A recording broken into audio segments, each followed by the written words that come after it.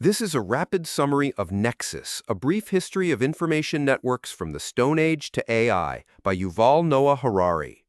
There are three main points to this book.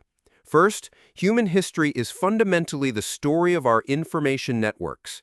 Our ability to cooperate on a massive scale is not natural. It's the direct result of the technologies we've invented to share information. Second, every new information network has a dual effect. It creates order and enables progress, but it also introduces new forms of control, inequality, and new ways to manipulate the truth. Third, artificial intelligence represents a unique turning point in this history. It is the first information technology that can not only spread information, but also create it, potentially removing humans from the loop of cultural creation for the first time. Let's explore the first point in more detail.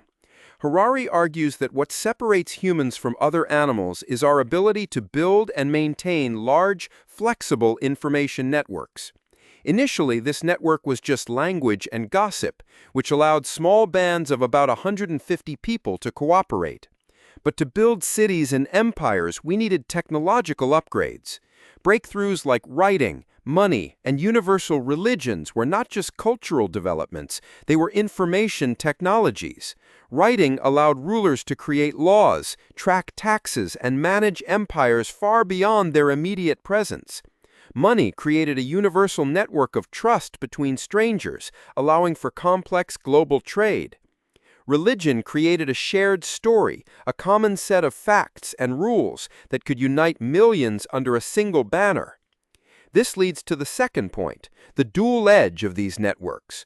While writing enabled the Code of Hammurabi and the administration of vast empires, it also created a massive gap between the literate elite, who controlled the information, and the illiterate masses. The invention of the printing press in the 15th century is a perfect example.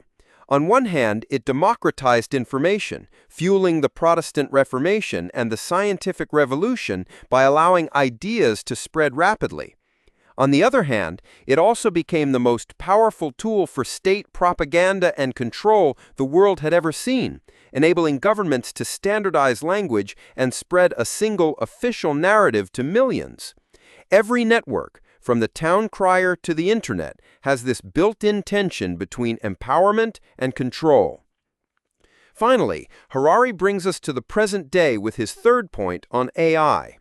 Until now, all information technologies, from storytelling to the printing press to television, were tools for spreading human-created ideas. Humans wrote the books, composed the music, and created the propaganda. AI is different.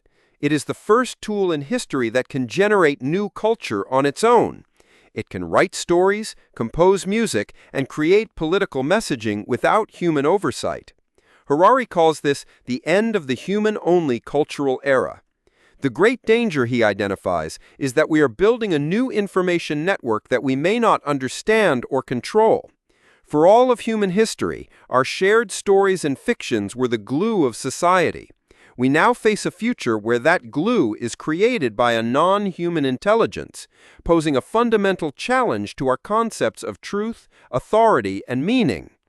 In summary, Nexus argues that the story of humanity is the story of our information networks.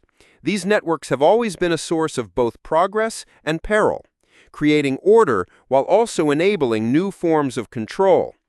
The arrival of AI marks a revolutionary shift, as it can create culture itself, forcing us to confront a future where our information ecosystem is no longer exclusively human.